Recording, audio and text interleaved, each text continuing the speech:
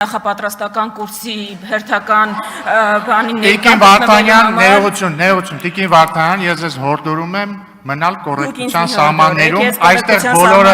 շատերը երիտասարդ են, բայց ոչ ոք մանկապարտեզից չի, այդուր ձեր խմբակցությունում եւ ես ես հորդորում եմ մնալ կոռեկտության սահմաններում, շարունակեք ձեր ելույթը։ Կթողեք շարունակեմ։ Հիմա Լրություն։ Ես իսկապես ուզում եմ մեկ-մեկ դուք ձեզ կողքից նայեք ու պատկերացնեք ուր եք հասել, պատկերացնեք ինչքան եք նմանվել բոլոր այն իրականությունից կտրված իշխանություններին, ում թվում էր, որ իրենք հավերժ իշխանության են, երբեք իշխանությունը չեն կորցնելու, միշտ իրանց տերապետության տակ ունենալու են ուժայիններին ու իրենց թույլ էին տալիս շատ ավելի պակաս, քան դուք, բայց արժանացան այն բախտին, որին արժանացան։ Ես չգիտեմ դուք երբ կհասկանաք, որ այստեղ եք հասել ուղղակի, բայց երևի իշխանությունը կտրում է գետնից իսկապես, ամբողջական իշխանությունն էլ երևի ամբողջապես է կտրում։ Հիմա հասկանում եք, մենք հասել ենք այնտեղ քաղաքացիական պայմանագիրը, սիրելի հայրենակիցներ, այստեղից ուզում եմ վարի հնազանդեցման քաղաքականություն։ Այսինքն իրենց համար խնդիր չի, որ Իլհամ Ալիևը պահանջում է սահմանադրություն ու իրենք գնում են այդ սահմանադրությունը իրագործելու ճանապարհով։ Իրենց համար խնդիր է, որ ընդդիմությունը խոսում է դրա մասին, անելու մեջ խնդիր չեն տեսնում։ Իրենք տեսնում են խնդիր դա բարձրաձայնելու մեջ։ Ես վատ նորություններ ունեմ քաղաքացիական պայմանագրի համար, մենք Իլհամ Ալիևի PR ընկերությունը չենք։ Դուք կարող եք, մենք չենք, մենք նրա համար չենք ձայն ստացել, որ լսենք իր հայտարարությունները, սպառնալիքները, մանավանդ այն պարագայում, երբ 8 տարի ինչ ասել է իրականացրել է, ու գանք այստեղից մտածենք դա ոնց փաթեթավորենք, որ նա ժողովուրդը չհասկանա ինչի մասին է խոսքը։ Ավելին սիրելի քաղաքացիներ, այս դահլիճում մեզ ինչ ասես կարող են անվանել ճշմարտությունը ասելու համար, բայց ճշմարտությունը ասելը ոչ թե ընդդիմության իրավունքն է, այլ պարտականությունն է, որովհետև եթե մենք հիմա չգանք ձեզ ճշմարտությունը ասենք, դուք մի քանի տարի հետո, որոշ ժամանակ հետո գալու եք ասեք մենք կարող է չէինք կարդում, մենք այդ իրավունքը ունեինք, զբաղված էինք սոցիալական խնդիրներով, բա դուք ինչ էիք անում, ինչի մեջ չէիք զգուշացնում ես ամեն ինչի մասին, դրա համար դա մեր պարտականությունն է, ու ես ուղղակի ուզում եմ մի օրինակով էլի ցույց տալ, որ նոր սահմանադրություն ունենալ Հայաստանում բացառապես Ալիևյան պահանջ է եւ դա Ալիևի սահմանադրությունն է։ Այստեղից սիրելի հայրենակիցներ, քաղաքացիական պայմանագրի անդամները ասում են դա միշտ մեր օրակարգն է եղել։ Սուտ է, իրենց օրակարգը երբեք իրենք չեն խոսել նոր սահմանադրության մասին, մշտապես խոսել են սահմանադրության ընդհատեք ինձ, խոսել են սահմանադրության բարեփոխումների մասին եւ դրա մասին խոսել են բոլոր իշխանությունները։ Հիմա նայեք, խնդրում եմ այս նկարը։ Իլհամ Ալիև 2021 թվական Հայաստանը պետք է մշակի եւ ընդունի նոր սահմանադրություն։ Նիկոլ Փաշինյան 2024 թվական Հայաստանի Հանրապետությունը կարիք ունի նոր սահմանադրության, ոչ թե սահմանադրական փոփոխությունների, այլ նոր սահմանադրության։ Դուք չեք կարող ինձ ցույց տալ օրինակ, երբ քաղաքացիական պայմանագիրը խոսել է ոչ թե սահմանադրության փոփոխությունների, այլ նոր սահմանադրության մասին, Իլհամ Ալիևի պահանջից առաջ։ Հիմա ամբողջ հարցը այն է, որ այն հանրաքվեն, որը դուք մեզ համար ուզում եք նախանշել, նախ չեք ստացել դրա համար մանդատ իրագործելու, ինչ էլ անեք, դա ապօրինի լեգիտիմ է լինելու, բայց ես ուզում եմ էլի առանց այդ հնազանդեցման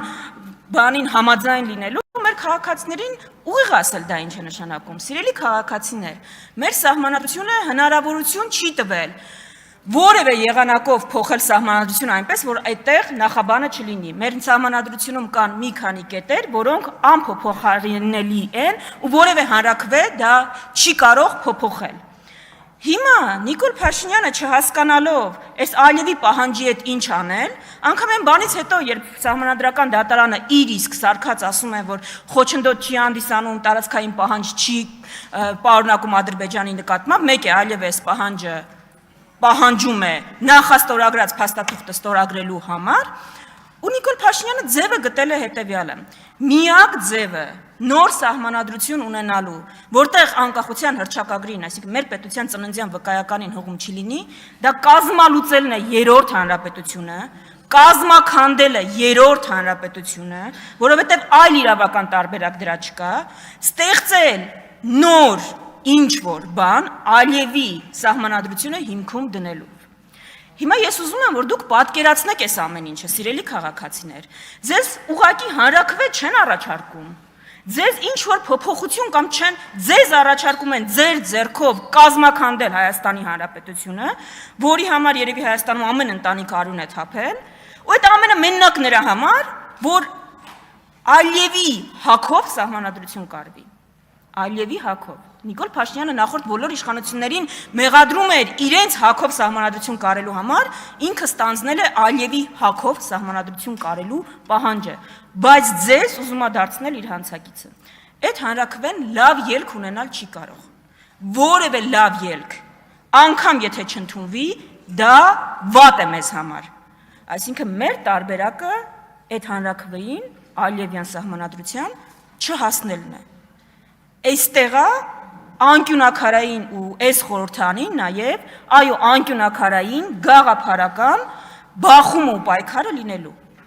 Դուք այդ ձայնը չեք տվել իշխող ուժին, ես չգիտեմ իրենք ինչ կմոգոնեն, բայց դուք այստեղ ունեք դաշնակից ընդդիմությանը ու մեր առաքելությունն է, այո, դա թույլ չտալը։ Ես այստեղ անգամ չեմ ուզում անդրադառնալ այդ որ կոնֆլիկտացին են ասում եւ այլն ասում, կոնֆլիկտացինն էլ է իրենց քաղաքականությունը, իրենք են ընդհանրապես դա չի խնդիրը։ Խնդիրը հարցի էությունն է։ Եթե Հայաստանի Հանրապետությունը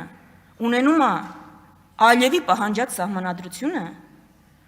լինում է այն պետությունը, որը պատկերացնում է Ալիևը, Հայաստանի Հանրապետությունը կորցնում է իր իմաստը, կորցնում է այն, ինչի համար հայերը ընտրում են Հայաստանի Հանրապետությունում ապրելը։ Ես ուզում եմ հասկանանք, թե ինչ ռումբ է դրվում մեր պետականության տակ։ Ես իսկապես այս քննարկումը ուզում էի նաև օգտագործել մի ընդհատակ տեղից։ Ուզում էի օգտագործել ցույց տալու համար ձեզ տարբերությունները։ Մենք խորհրդարանական քննարկումներին հետևում եք ու տարբերություններ ու տեսնում եք ինչ քննարկումներ են լինում։ Ես ուզում եմ ձեզ ասել, որ այն պարագայում, եթե օրինակ մենք լինեինք այստեղ մեծամասնություն, այս քննարկումներից հետո երբ որ կավարտվեր, իսկապես Հայաստանում ամենամեծ խնդիրներից մեկը իշխանության ամբողջական կենտրոնացումն է մեկ մարդու ձեռքում, որը ստեղծում է այսենց իրականություն։ Այսենց իրականություն, երբ որ Հայաստանում падգամավորը մի մարդու անուն է տալիս, որը չկա Հայաստանի Հանրապետությունում, գոյություն չունի անձնագրով այդպիսի մարդ ու հրճվում են, երբ որ կաթողիկոսին կաթողիկոս են ասում։ Այսինքն ընդվզում են, երբ որ կաթողիկոսին կաթողիկոս են ասում։ Լավ է, Փաշիզադեն Արտուր Հովհաննիսյանը մնաց պայքարողներից։ Լավ է, Փաշիզադեն այդ օրակարգը բերեց, թե չէ, դուք քաղաքական օրակարգ էլ չէիք ունենալու, հասկանում եք։ Փաշիզադեն ու Ալիևը ձեզ տվել են քաղաքական օրակարգ, ուրիշ առաջարկ ունեք մեր ժողովրդին։ Ուրիշ առաջարկ ունեք, ինձ հերիքը ընդհատեք, զսպեք ձեզ, մի քիչ զսպված եղեք։ Պարոն Եղոյան, իրոք զսպեք ձեզ, իրոք զսպեք ձեզ։ Զսպեք ձեզ, պարոն Եղոյան։ Քանի անգամ ինձ ընդհատեցին, կվերականգնեք ժամանակը։ Ամոթը։ Պարոն Եղոյան, ես ձեզ նախազգուշացում եմ հայտարարում։ Նախ մի գոռացեք, երկրորդը ամոթը պարոն Եղոյան, Փաշիզադեի ու Ալիևի պահանջներ իրականացնելն է։ Դրանց մասին զգուշացնելը չի, ամենամեծ ամոթը դա է։ Ես իսկապես այս ամբիոնից ուզում էի խոսել, թե ինչ անհրաժեշտություն կա փոփոխություններ իրականացնելու մեր երկրում ու առաջինը դա այո, ամբողջական իշխանության զսպումն է։ Ամբողջական, որովհետև ցանկացած բարձվում է ուժի ձեռքում, ամբողջական իշխանությունը, այսինքն այլանդակ պատկերաբերում մեր քաղաքացիների համար, բայց երևի դա կմնա հաջորդ ելույթներին, թե ինչ ասեմ, դմդմփու արեք կաթողիկոսի անունը լսելուց, դա է մակարդակը։ Շնորհակալություն Հարություն Հարությունյան։ Տիկին